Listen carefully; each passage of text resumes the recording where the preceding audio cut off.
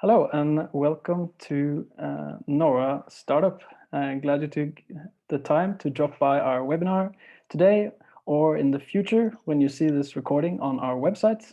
At the time of this recording, it's a beautiful spring that has just started arriving in Norway, and some Norwegians trek to the mountains to catch whatever remaining snow they can find.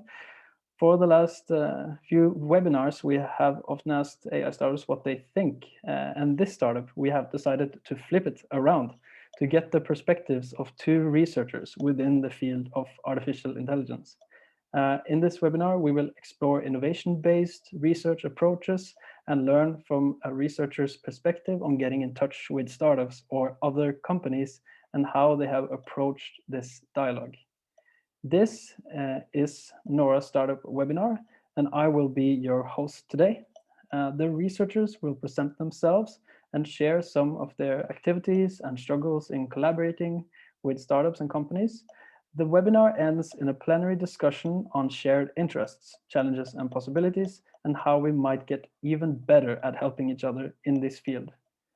So how can we help both researchers and Norwegian AI startups in their journey to see them prosper in the future?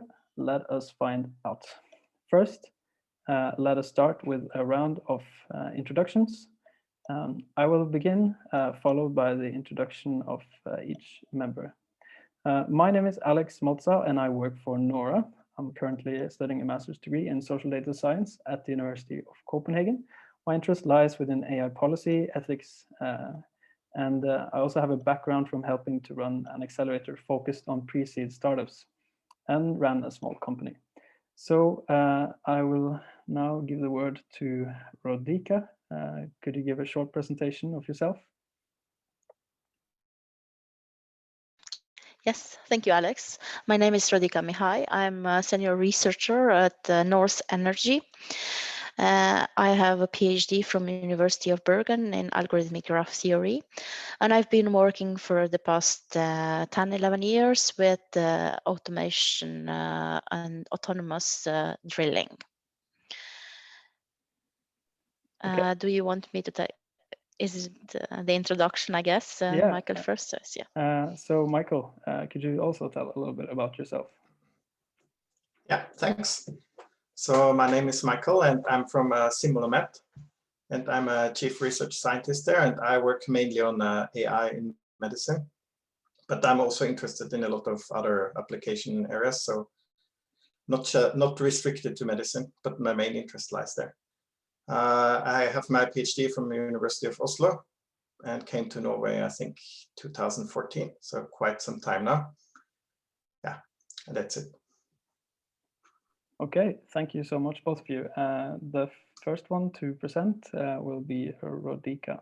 So the floor is yours, Rodica, or the Zoom is yours.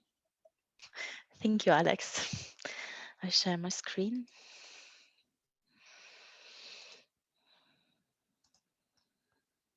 If you can bear with me.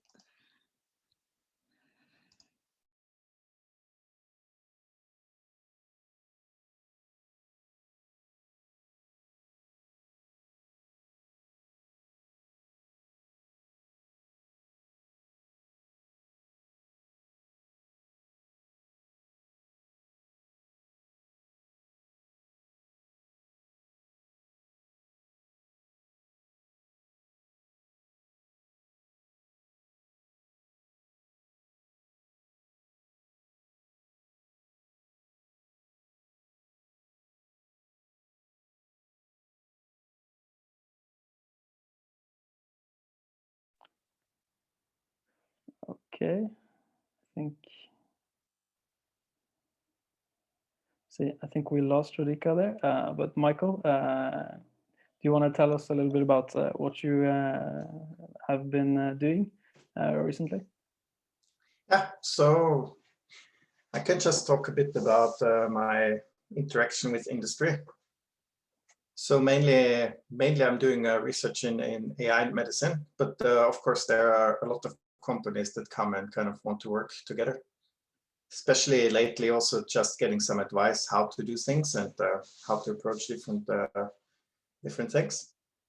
So I'm also sometimes checking companies for investors to kind of see if they should invest or not. I had several of these experiences too.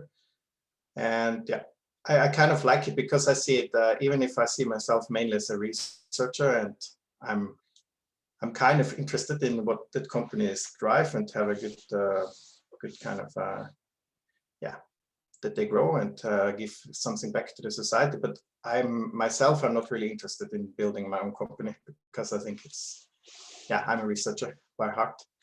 But anyway, I see it as a kind of way of giving back something to the society by the things I learned in my PhD and also my daily research work. So some of the bigger companies I worked with was, for example, Labelbox, which is a company from the US that contacted me, I think 4 years ago, or maybe 5. And they had a very interesting idea. They wanted to build a system to segment data for AI tasks, which I found really interesting. So at the start, we kind of helped them a bit on developing some of the methods and so on. And then later on, they got a lot of extra funding, and now they're quite big, and they help a lot in kind of creating more data for the community, which I think is really nice. And what they also do, which I really like, is they provide for researchers usually their services for free, which is also a great initiative. And then I also worked with some, and still working with some Norwegian companies. So, for example, Future Ready and Augere and Rescue. And most of them, they're focused, of course, on medical things and AI, which is my main field. But Future Ready, for example, they are also working with something completely different. And when I'm focusing with, or when I'm working with companies, I'm usually trying to focus on the things that I feel are usually not done well in industry and AI. So these are the evaluation of the algorithms, which is often done, I think, very poorly, not just in industry, but also in, for example, medicine in general. So it's often that some people make some model, usually based on some tutorial from the internet, and then evaluate it quite poorly and say, oh, we solved cancer detection. And then if you go into the details, how this evaluation was done, you kind of see this doesn't hold in a real world scenario. And even the big companies like Google and so on, they fall into these traps. So you see a lot of these cases where Google said, oh, we can do this with 99% accuracy. And then they went to the hospital to try it out, and it didn't work. So that's kind of a pitfall a lot of companies and also startups fall. Then another thing I usually try to focus on is that startups in general are, I think especially startups, they like to kind of promise a lot of different products, which can be nice because in artificial intelligence, you can tackle a lot of problems with a lot of different tools and methods. But I feel that often this kind of gets a bit out of hand. So usually I think it's important to focus on one specific goal and try to find the one method that can solve this problem, which doesn't have to be the most complicated or most complex method. Often you don't even have to use, for example, deep learning to solve an analysis problem. And then the last thing I usually focus on, which is really important for myself, and often also is the reason why I decide not to work with companies, is open data and open source. So I think also for companies, even if the data can be a kind of valuable resource of the company that you might not want to share, it's really important that we share data and also source code so that we can really build comparable and reproducible results, because that will also increase the quality of the systems we build. And also in medicine, where it's usually hard to share data, you can find ways to share data. For example, you can create synthetic data that you can share, which we're doing with someone from Denmark.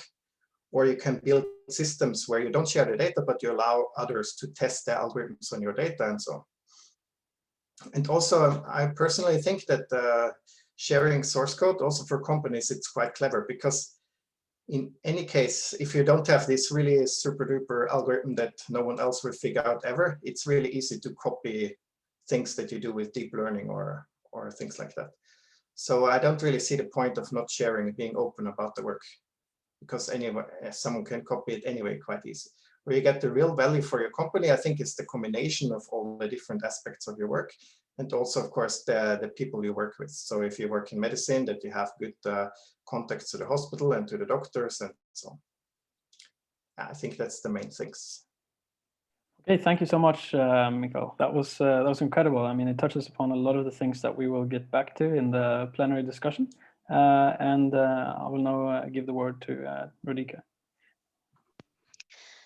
Thank you. Let's try again. Of course, Murphy's laws. My computer restarted just when I shared my screen. It happens.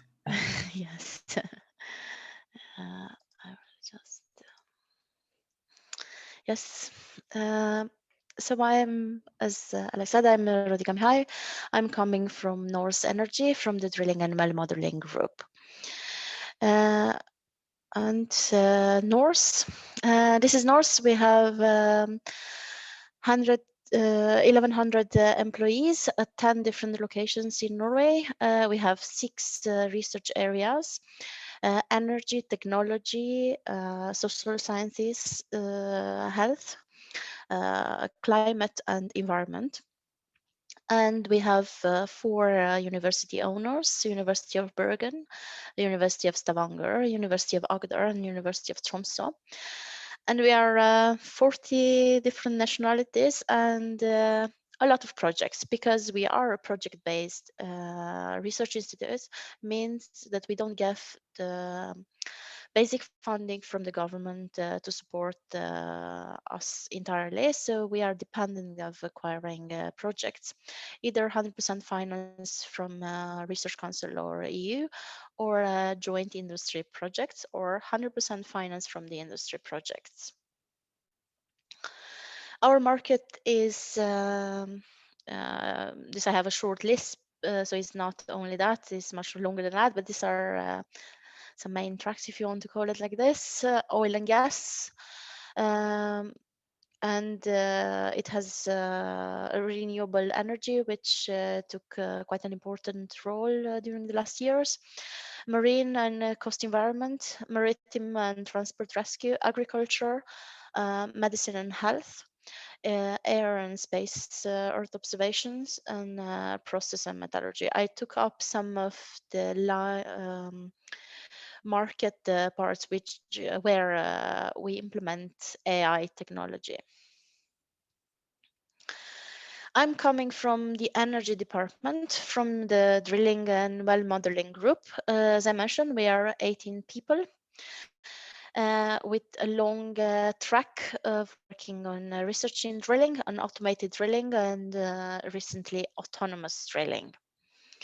The group leader is Helga Gjerstveit, and we are based in Stavanger, Bergen, Oslo, and Kristiansand.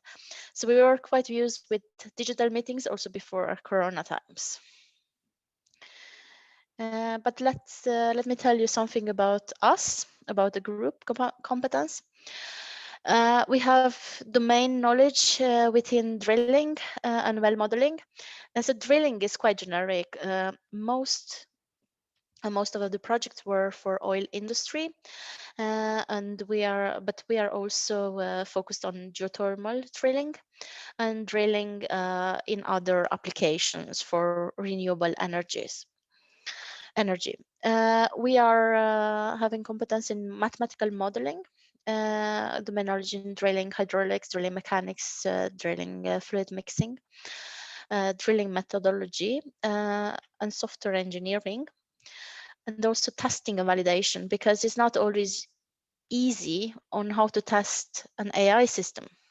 It's not, in our case, since we're focusing very much on automated system and autonomous systems, it means that it involves online decision-making system.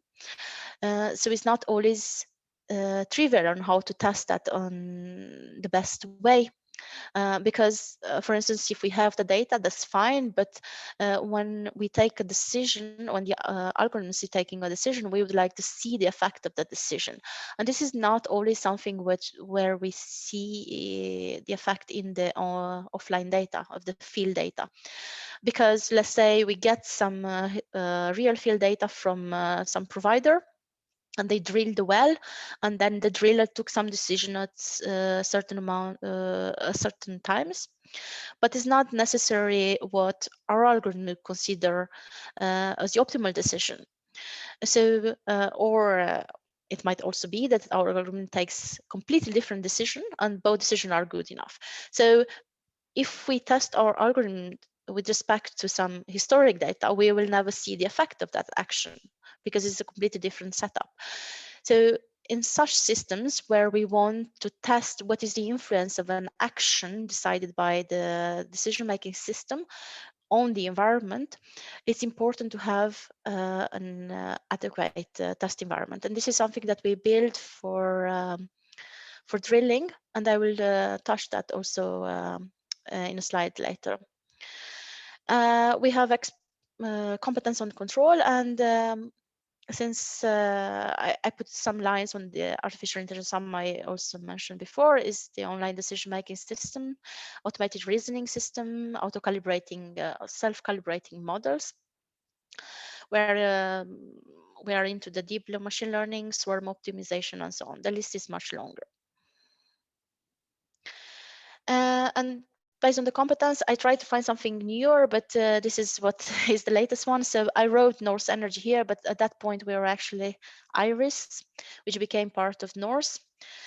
IRIS stands for International Research Institute of Stavanger, which is now integral part of NORCE.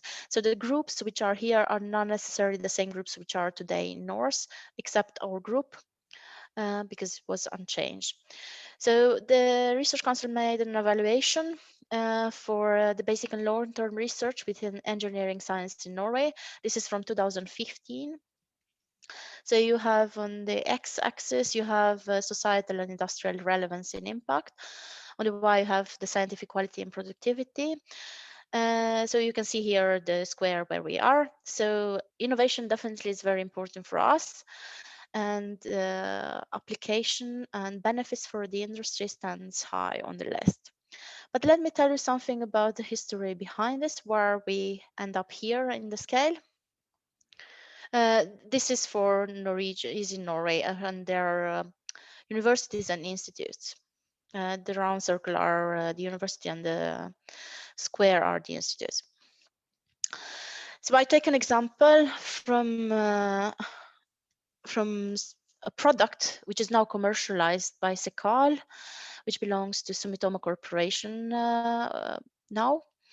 And the idea came out of what is called in 2000 Rogalandsforskning. Afterwards, it went into IRIS. It changed the name to IRIS, and now it went into NORCE.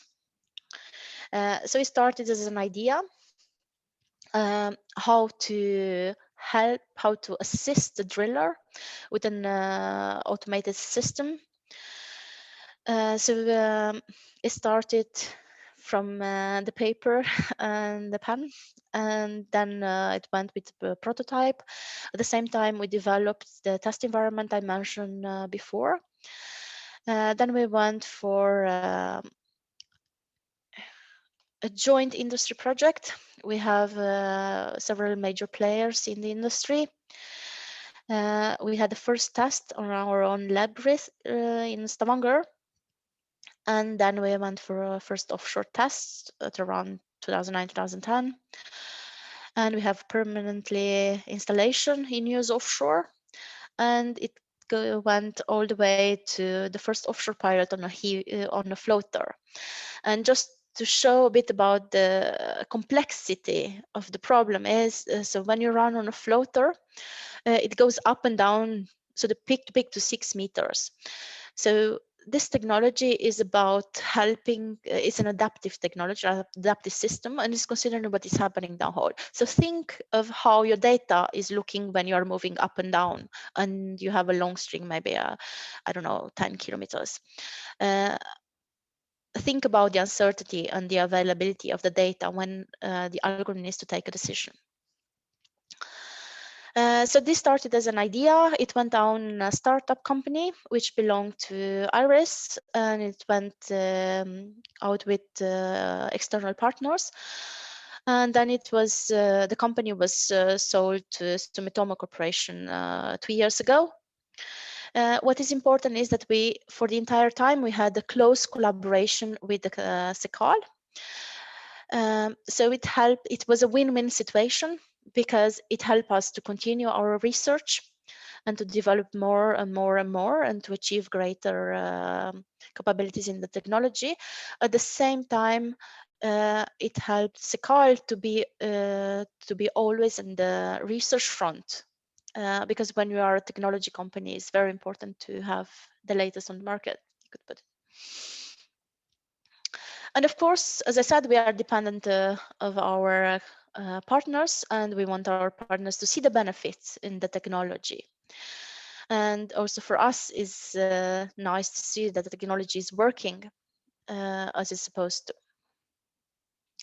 So this is building trust between partners and the startup, which is now not the startup anymore, and the research institute.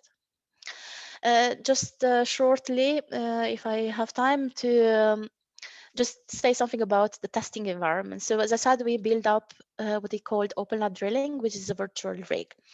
And this is, we use it for testing our own technology, but we also have quite a lot of collaboration projects with either startup or larger companies who develop new drilling technologies, because it costs a lot of money to test something offshore. And it helps to have several iterations in a new virtual environment before going for larger tests. So what we usually do with new automated technology, we usually have several iterations in the virtual environment. Then we go for the lab rig and then potentially to an offshore deployment.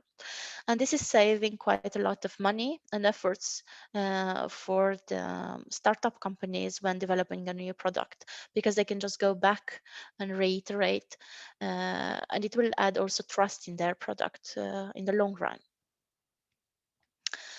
Yes, I would like to thank you, and I'm looking forward for the discussion. Okay, thank you so much for the presentation, Rodica. And I think we'll bring back Michael and just have a more general discussion. Yeah, if you could please put on your videos, both of you, that would be great. Thank you so much. Okay. By the way, we now have the chance to ask any questions to Michael and Rodica. So, if you want, you can use the Q&A section, or just write your question straight into the chat, and I'm sure Michael and Rodica will be happy to answer any questions you might have. Okay, I think I will just start with Rodica, but almost 20 years from idea to product. That's a long journey, but that's the time it takes sometimes. Like, how long were you involved with this kind of project? I joined the team in 2010, so I can say 11 years.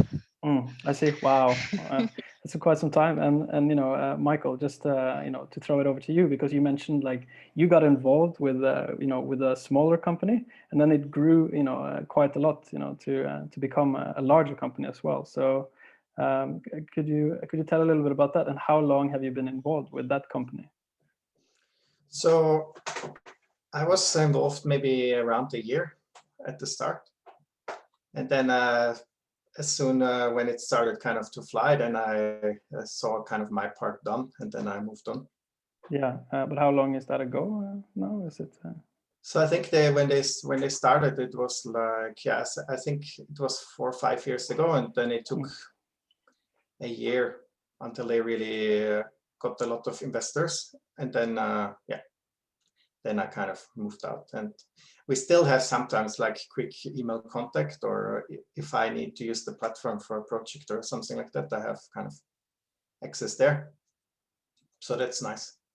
Yeah, because I think it might be interesting for the audience to understand like why is it so different for a research institute as opposed to a university. But I think you kind of mentioned it as well, Rodica, about this kind of role that you need to kind of it's a project-based institute, and that you kind of also need to collaborate as well with different businesses and startups. So so that kind of so at Simula we are not really required to do that.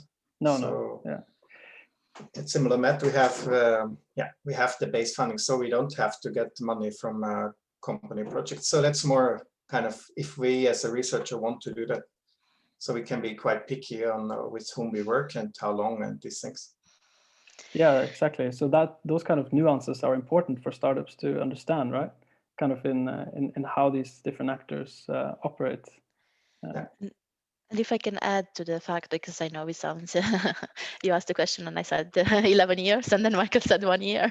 So it really depends on what. So this was a journey because you keep adding all the technology and you have to think that this is a technology which is used offshore on many rigs out there. So now we are still involved, as I said, in joint industry projects with them.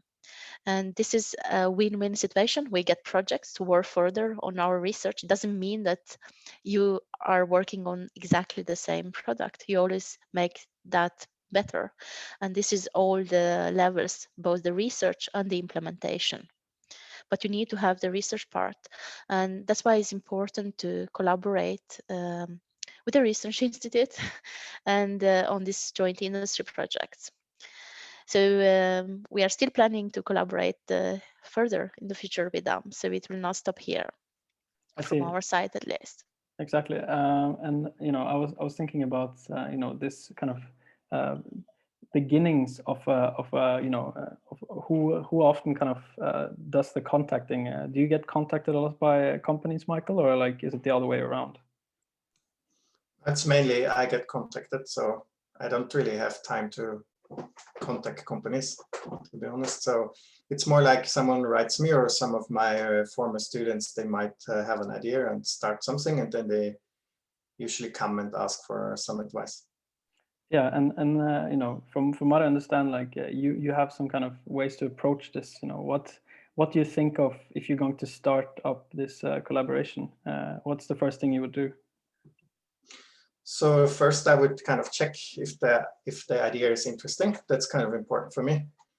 And then I would also try to understand, or what I'm doing is usually I try to understand is there competence in actually developing the methods. So in my case, it's usually about something with artificial intelligence, which boils down to deep learning. And then I kind of check there if the knowledge is there, or at least the talent to dive into this. And once this is kind of checked, then I'm also usually trying to find out early what about the data and kind of evaluation and open kind of reproducible results in this. And yeah, once all these things are checked off, then I'm starting collaborating and working together. We have a question here to Rodica. Is the dynamics in the movement of the rig predictable? No, not always.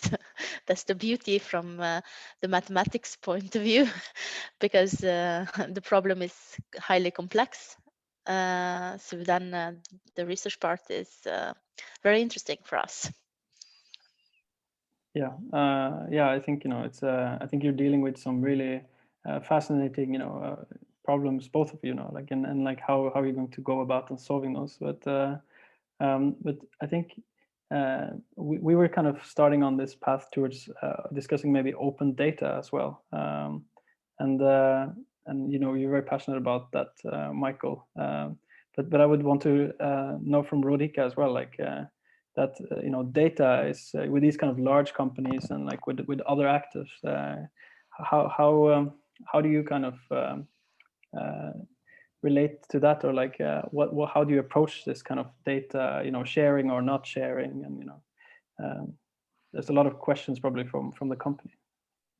Yes, definitely. This is a very important topic, and data is very important. I know I mentioned the fact that for the testing, sometimes historic data is not the main way of testing a system, but for us, data is very important because it gives a domain knowledge, what can happen in the environment and so on. So, and of course, it's not always that the data is publicly available.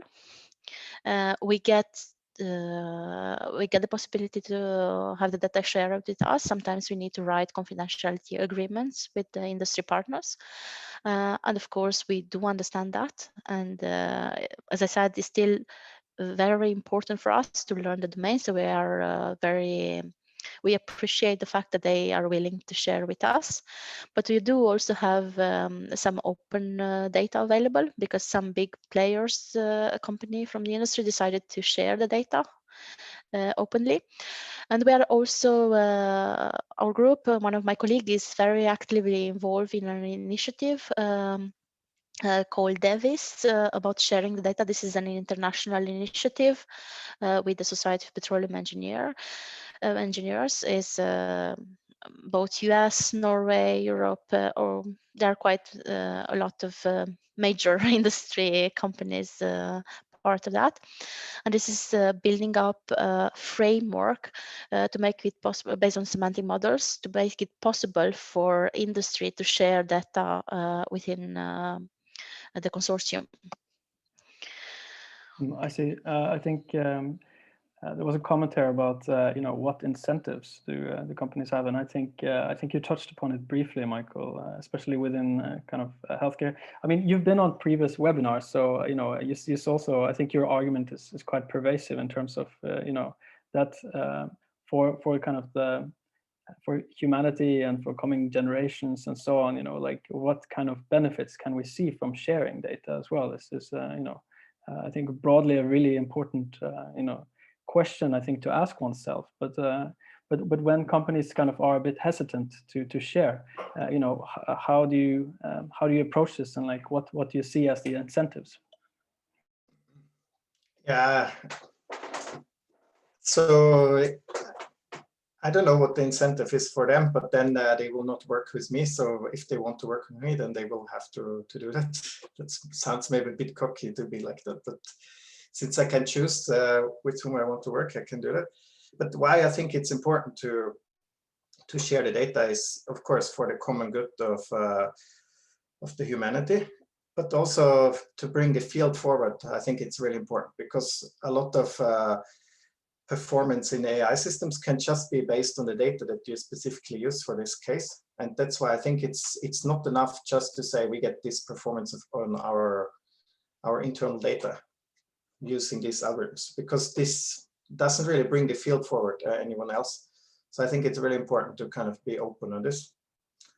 So the incentive there is then also that you help to bring the field forward. And as I said at the start, it's really easy to come up with a copy of whatever you're doing. I just have to find the similar data and find some other hospitals, for example, to work with, and I can do the same as you do, and you don't share the data.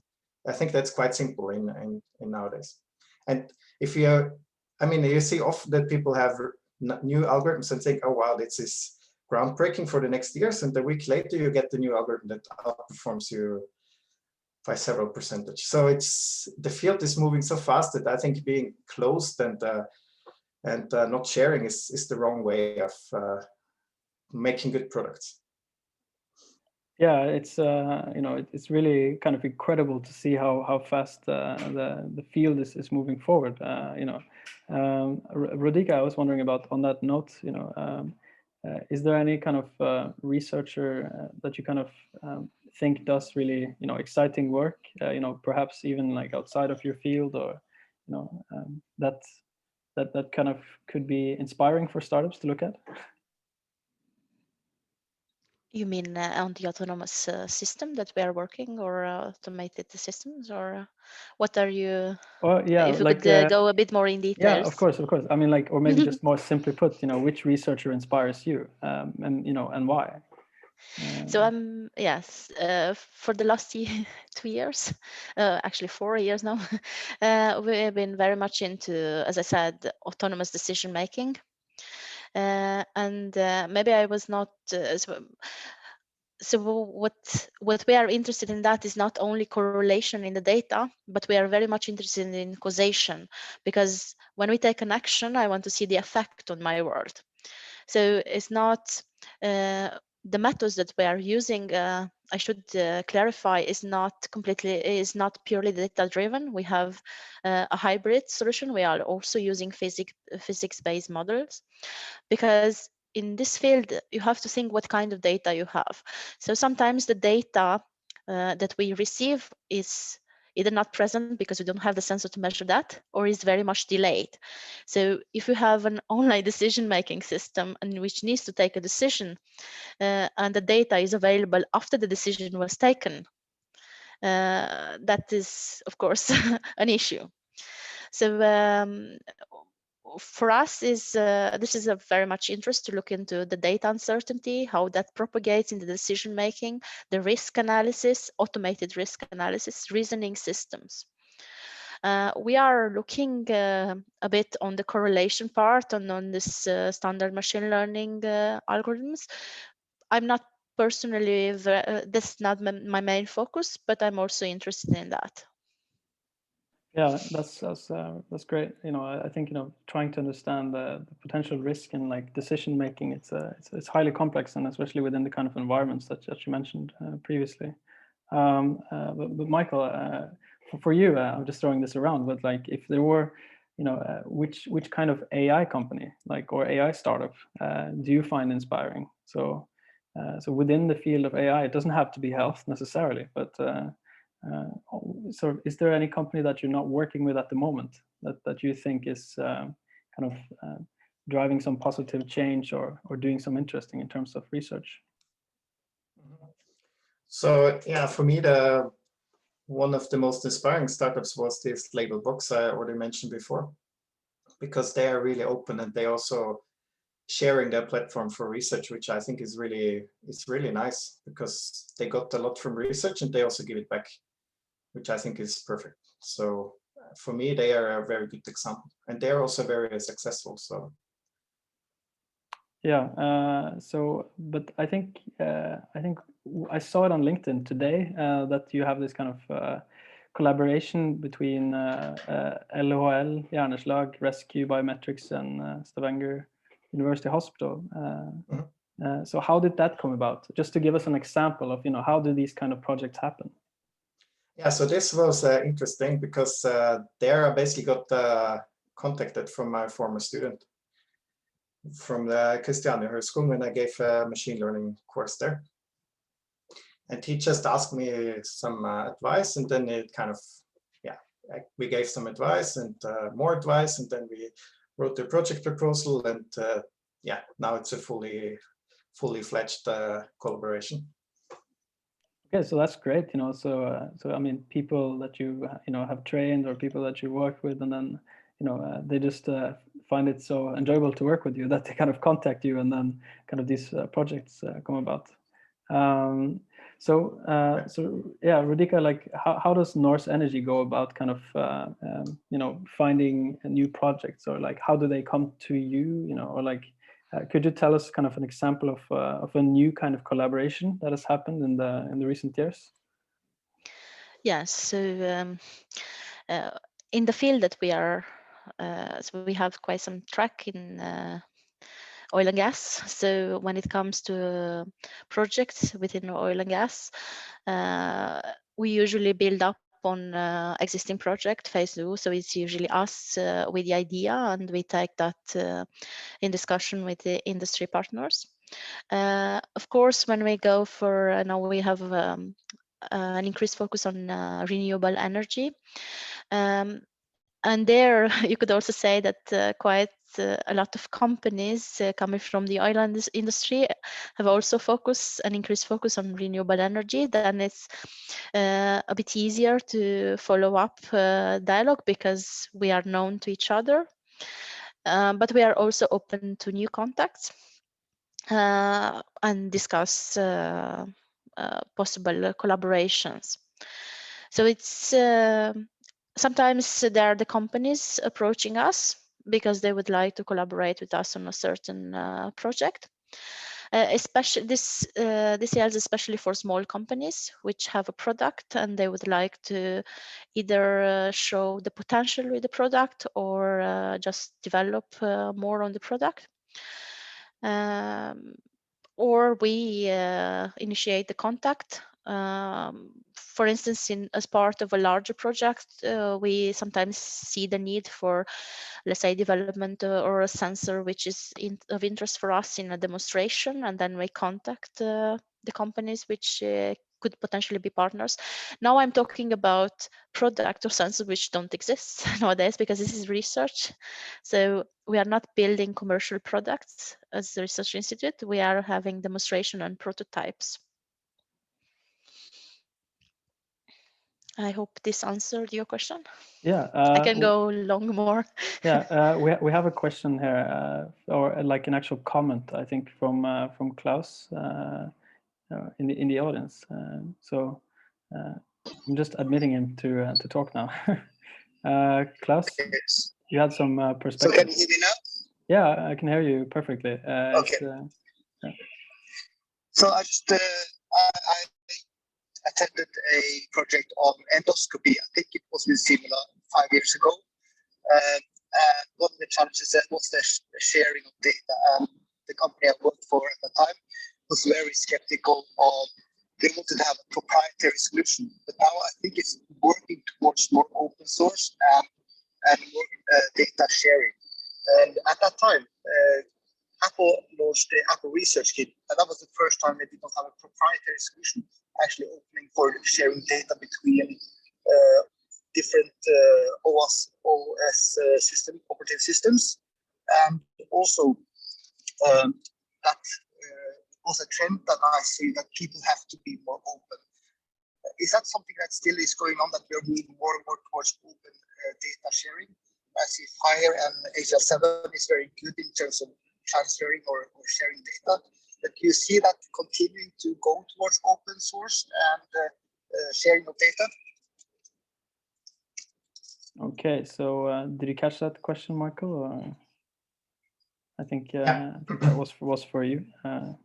Yeah, I think you can see that when we started with making our first dataset open available, there was almost nothing out there.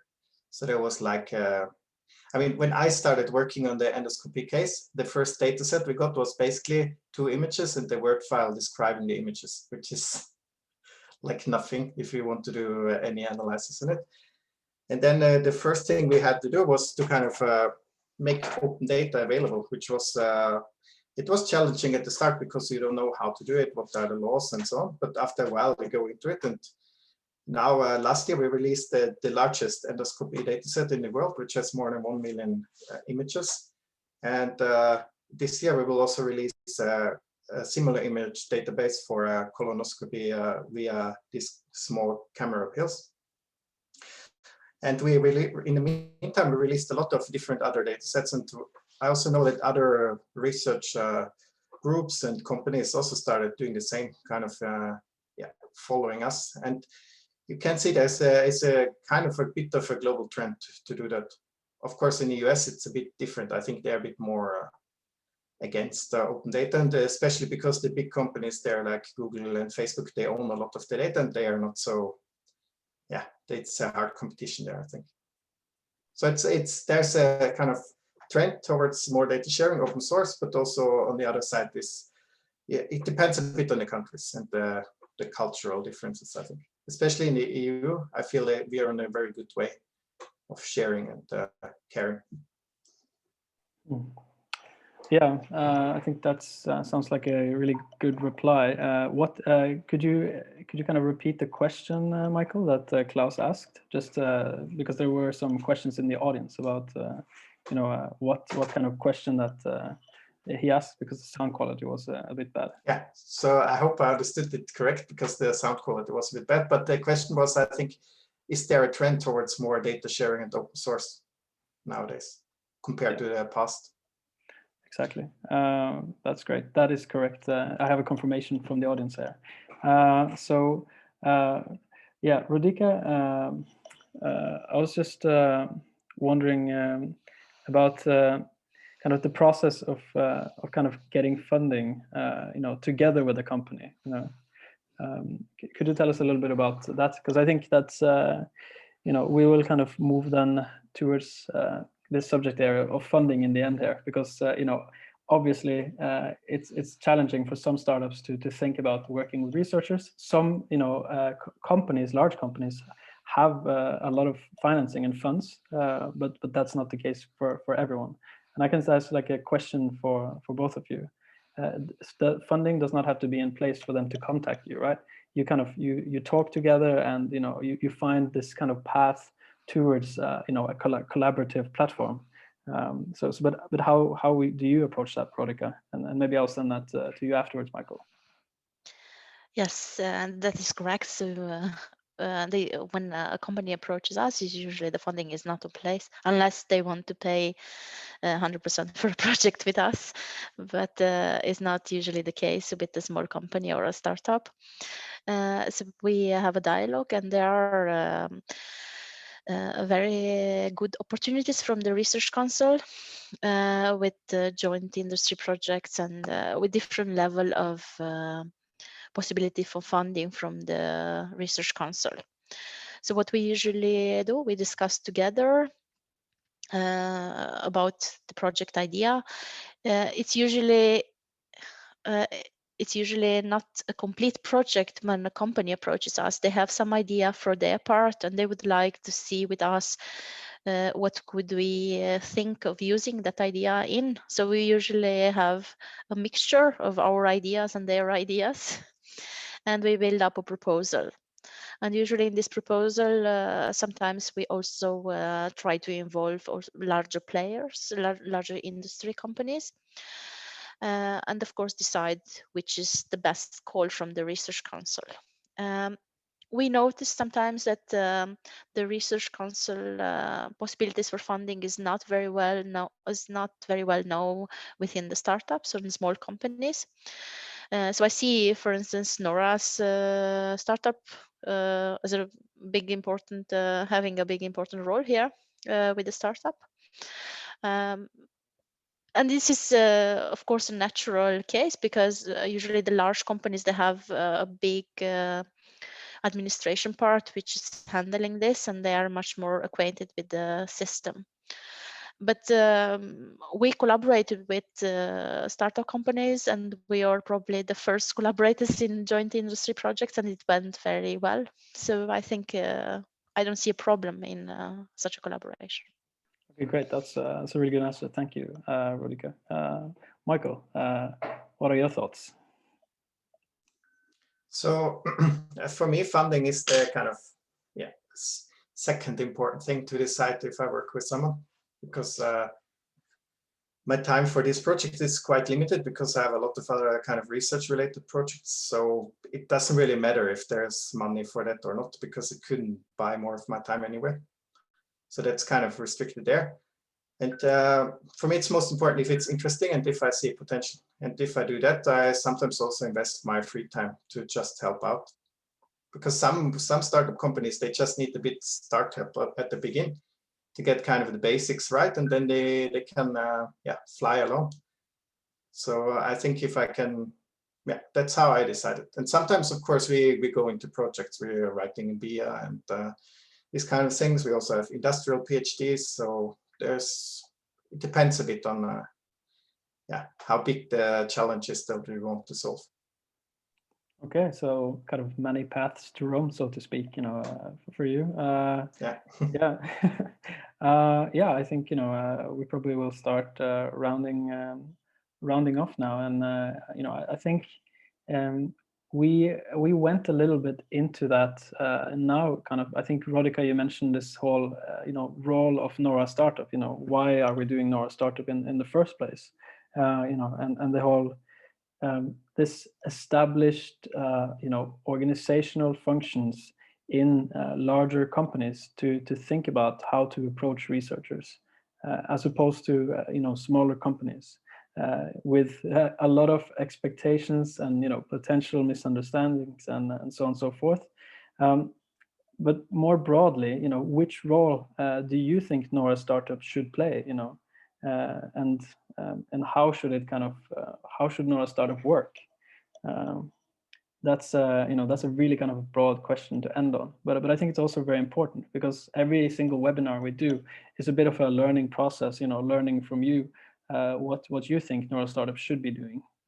So I just wanted to put that question out there. It's Morten's question, Morten Goodwin. He always asked it, but I do think it's a good note to end on. Yes, and I guess there is not only one answer to that question, so I'll try to give some input from my side.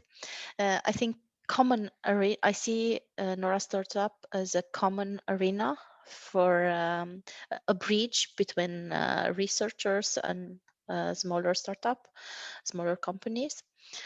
So maybe organizing some conferences, some like you are doing with the webinars, but of course it's quite restricted how much you can talk in a webinar. Sometimes it helps after the corona times when we can meet physically. Sometimes it helps to be in the same room. So a conference where one can come and present their maybe not idea, but a bit about what they are working with. Because it's important also to make a difference of when we have a joint project with the startup. It's important to differentiate between the project and the startup itself, because in a project we have a certain regulation that we are bound by from the research council. We have contracts, we have which is not necessarily the same as the startup. So this is something that we need to differentiate.